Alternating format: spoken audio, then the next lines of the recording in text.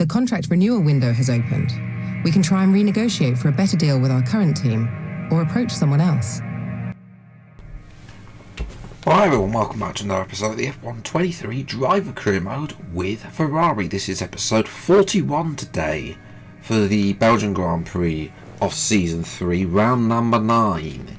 Yes, first up, we have, of course, need to renegotiate our contract with Ferrari for the remaining episodes of this season, and I go for a medium one, straight down the middle. We don't really need the money anyway, because it's, in the game it pretty much doesn't do much. So yeah, but obviously the previous episode, if you missed that one, I recommend you go and check that out before seeing this one, because there is a news article on it. Yes, SAINZ drove into the back of us at the previous race, my home race in Silverstone. You know, we were on for a 1-2 at the time, and then all of a sudden Carlos Sainz finished P10. He needed a new front wing. Rumours are apparently that Ferrari is looking to replacing one of us at the end of the season. Apparently they probably would take action if we weren't so far in front, and I think they're just letting us play it out and see what happens between us, and obviously see who wins between us in the championship, because we're so far out in front of the constructors.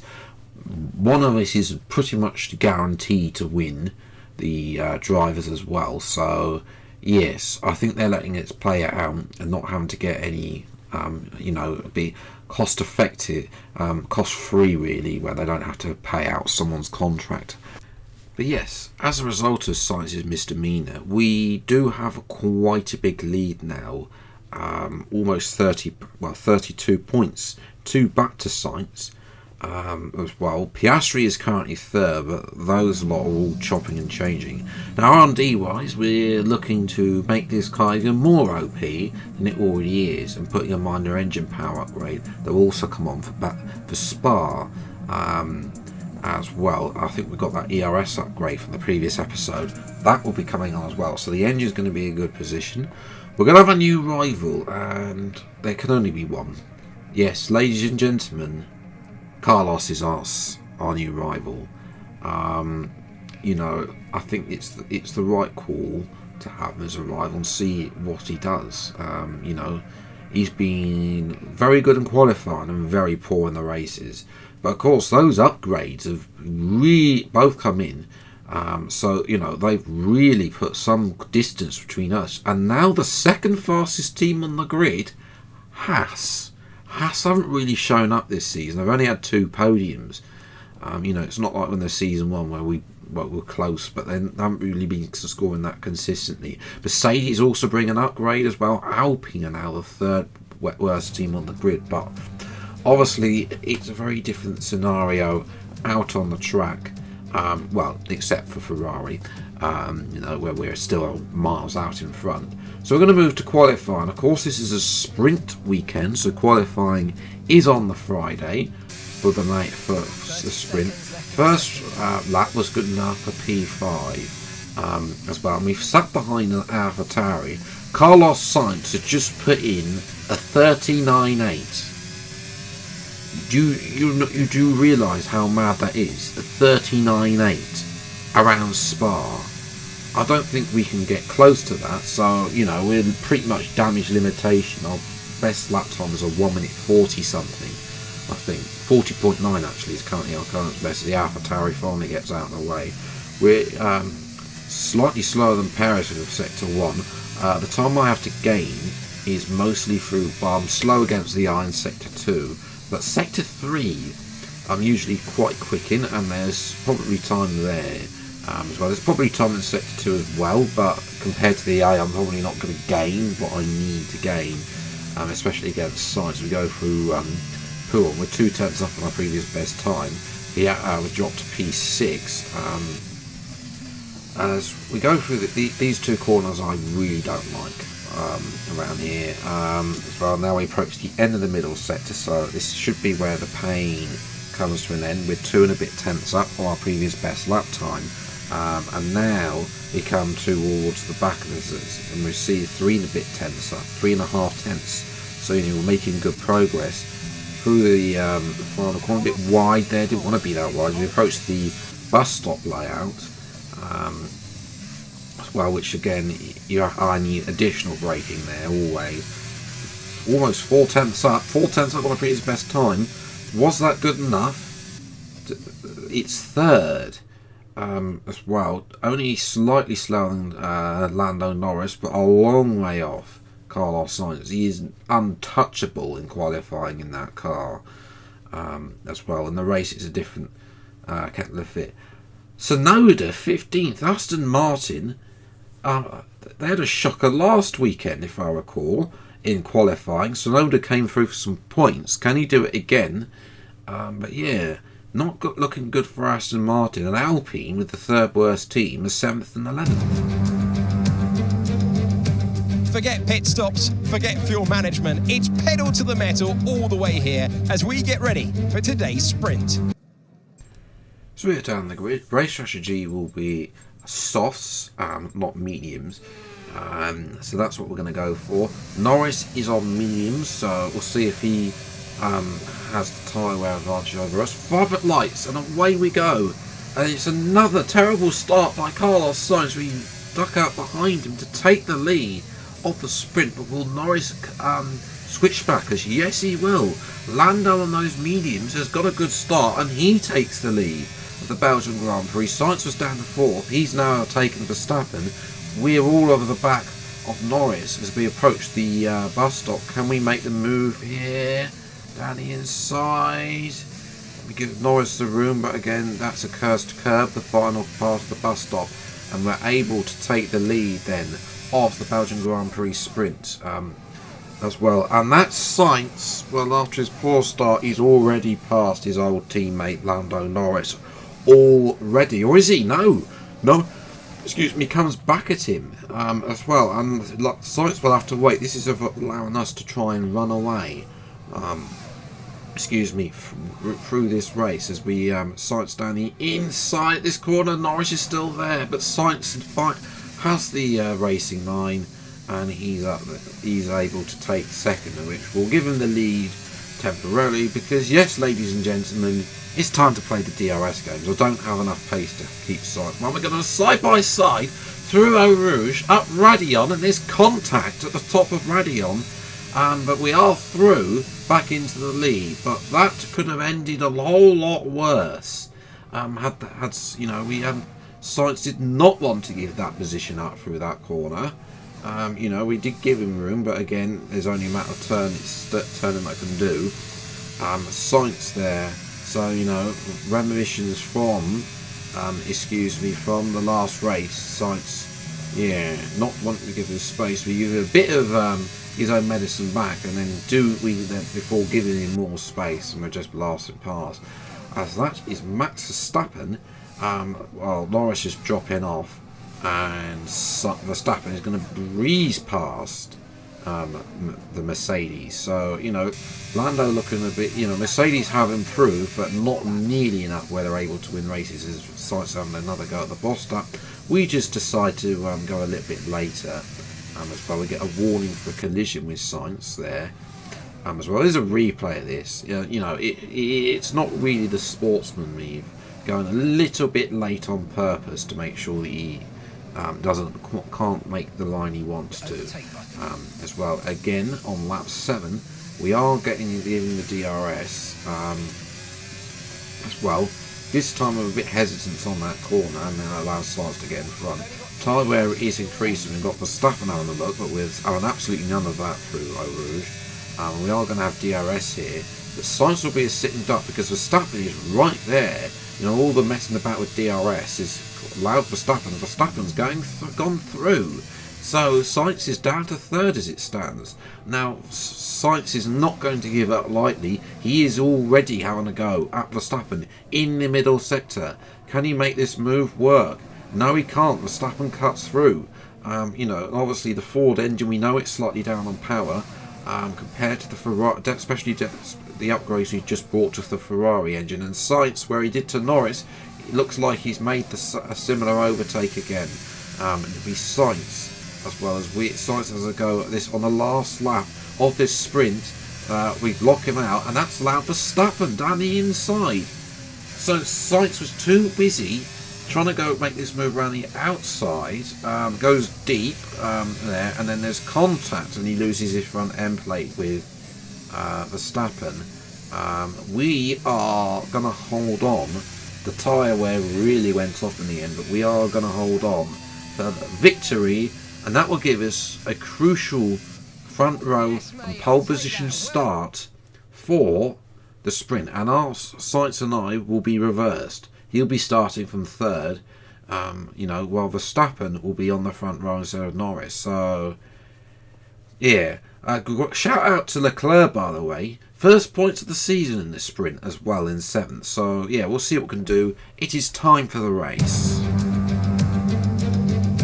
The Belgian Grand Prix, a race the great Ayrton Senna won 6 times, and in 2019 Charles Leclerc became the first driver to take their maiden win here since a certain Michael Schumacher in 1992. One of the circuits that makes Formula One, Formula One. Welcome to the Belgian Grand Prix. Today we go racing through the Ardennes forest, 4.3 miles of long straights, fast corners and huge elevation changes. The turn 1 hairpin at the source is straight into ROUGE, eventually climbing into Radion. It is an opening salvo like no other. Before we begin, let's take a quick look at the grid lineup for today's race. Phoenix lines up on pole position, and the smooth operator Carlos Sainz completes the front row. As we continue through the rest of the grid today, we have Norris, Perez, Oscar Piastri, Leclerc, Gasly, Russell, Joe, Ocon, Tsunoda, Verstappen, Liam Lawson, Bottas, De Vries, Albon, Magnussen, Stroll, Sargent, and Nico Hulkenberg rounds off the grid. Which of these talented drivers will come out on top today? Anthony Davidson, a very warm welcome to you as you join me in the commentary box for today's event. Let's talk about Phoenix. What do you make of their performance so far this season? They've been avoiding mistakes and have had solid pace, so it's been a good season so far, but whether they can keep that up long term remains to be seen.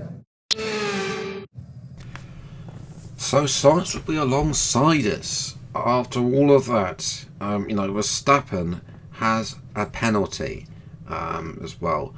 Looking at race strategy, it seems that we can pit lap 9 or lap 10. Definitely seems that these softs are, despite ignore that, done the projected stuff on the top one.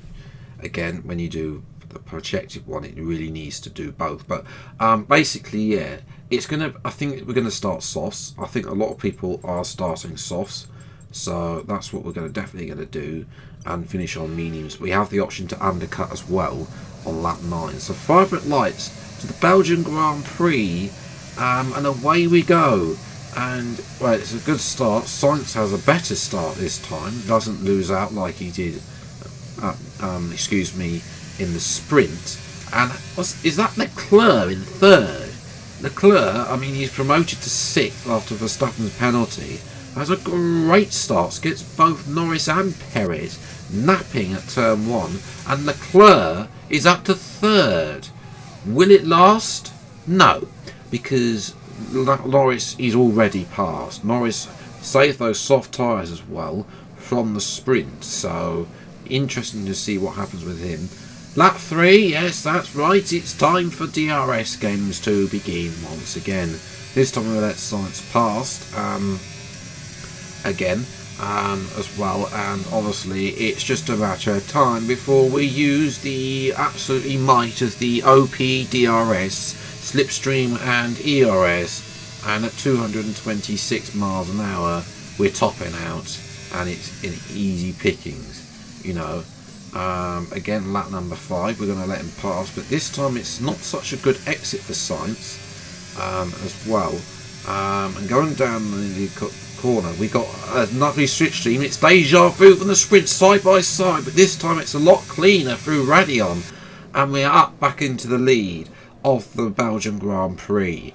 Obviously the DRS detection point's halfway down that hill towards ROUGE. As we go through Radion, it's just easy to get past SAINZ and retake the lead, and that's going to leave SAINZ vulnerable to Lando Norris again.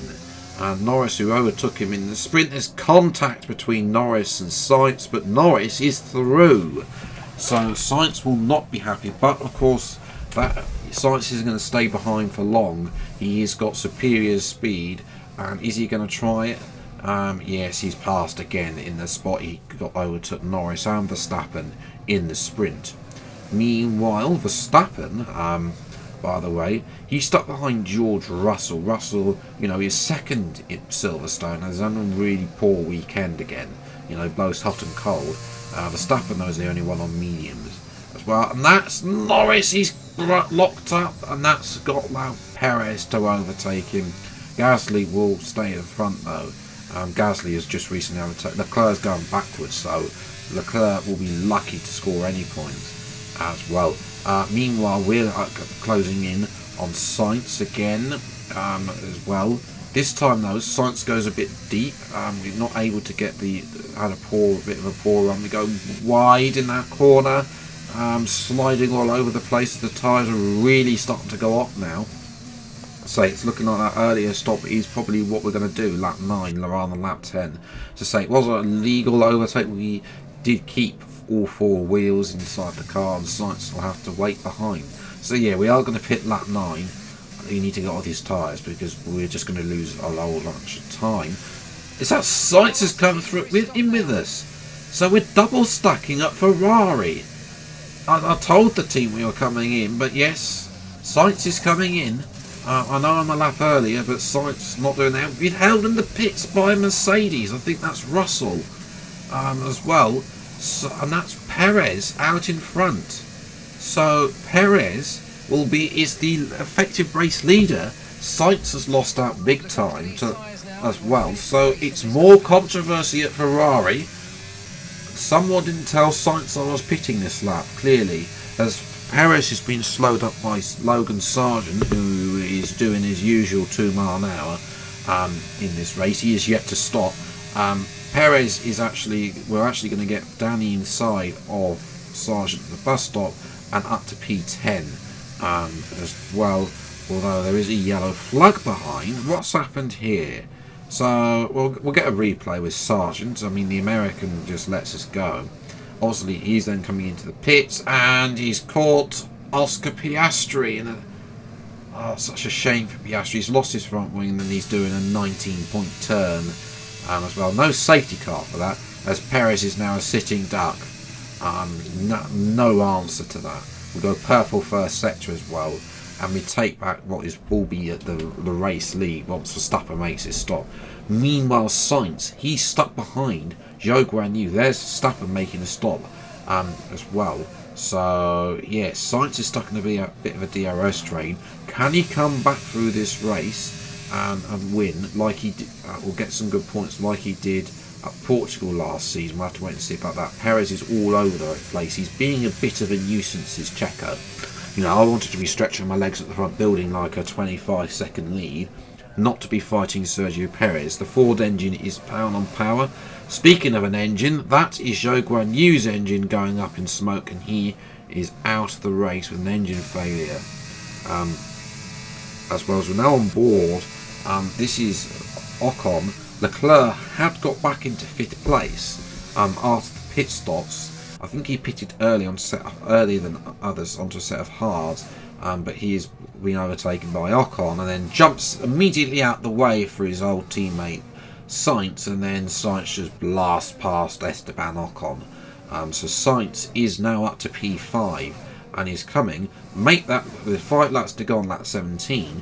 Make that P4. SAINZ has now got past George Russell. So yes, SAINZ is coming. Next up for him on the next lap is Lando Norris. They're going side by side through the bus stop, but SAINZ will have that cursed curb, and Norris should be able to retain the lead, that position for now, or will he? SAINZ has DRS, of course, probably using a bit of battery right round the outside at turn 1. A lovely little move by SAINZ to make the move and just deny Norris a chance of a podium. But saying that, Norris is going to come instantly back with DRS round the outside, but he goes a little bit deep. Is SAINZ still there? There's a bit more contact, and SAINZ keeps the position at last. SAINZ is onto the podium. Jump to lap 21, and we start to slide all over the place. Tyre's catching up. But Perez is going to have a run at us towards the bus stop. Perez has been an absolute nuisance. It's been a much improved race by Red Bull. Their pace has been a lot better this weekend than it has been in previous weekends. You know, if they are going to get involved in this championship, then now is the best time to start. Perez, though, couldn't catch us as we went defensive into the bus stop that time. And we are going to hold on, ladies and gentlemen, for a... Yes, that's a 6th race victory in a row. It's just Michael Schumacher levels of dominance there in the Ferrari. Thank you very much. I'll definitely take another win. Many doubted whether they could pull off the win here at Spa-Francorchamps, but they've done so in spectacular style. Anthony Davidson, a resounding victory today. What set them apart from the rest? I really feel the track layout combined with the track temperatures we saw today suited their car. These cars come alive when the tyres are just at the right temperature, and the driver did a great job managing that as well. They just look so comfortable out there. It's like anything, it always looks so easy when it all just clicks. Looking at the podium, you can see that red suit, familiar to fans across the globe. A world-class win for a world-class team. Ferrari, do it again. You mean I've done it again? This is turning as dominant as Max Verstappen did in 2023. Yeah, to be fair, it has been a good season for Ferrari. We clearly have the best car by a country mile, and unlike Red Bull, we might win all the races. I can see that. SAINZ, to be fair, probably is not happy with what happened. You know, the team called him in as we were pitting. The decision to double stack was Ferrari. We signalled to the team, look, we need to come in. We are the lead driver at that point. So I'm sure Ferrari will analyse at some point, but obviously it's a lot of drop points for SAINZ, who finished 3rd in the sprint and 3rd in the race. Perez, much improved for Red Bull. You know, that fastest lap really is not really accurate to the pace that we had. You know, and the tyre wear went off as well. Leclerc did finish in P10, only slightly ahead of Lawson, so a good shout out to Lawson there as well, and Alpine scoring well as well. Perez does move into 3rd place, but we have a massive 45-point lead now. I mean, this championship could be done by Singapore at this rate. You know, in a couple of races' time, it could be over for SAINZ. He needs to be on the top step of the podium. The next race, which I'll talk about shortly, constructors, well, it's pretty much over. You know, Alfa Romeo moved in front of Williams with that result. No points for Aston Martin. I mean, Haas are now in front of them as well. So yes, obviously there's a lot of work to do for those two teams. You know, and obviously there is sort of a bit of a lull as bigger gaps start to appear. So in our rivalry, we lead that 7-5 after SAINZ out-qualified us in qualifying, but obviously we beat them in the sprint and the race as well. So interesting to see how that rivalry gets on, whether SAINZ can win that as well. But yes, 6 race wins in a row. This one was a bit, as I say, we had fastest lap, but that was purely with the DRS and ERS fully wide open. You know, our race pace, as you saw there, we couldn't break away from Perez. So, you know, Red Bull had good pace. Verstappen is, you know, not so good. You know, he's only scored a handful of points in the couple of previous rounds after that double podium. But for SAINZ, you know, he hasn't won since Imola.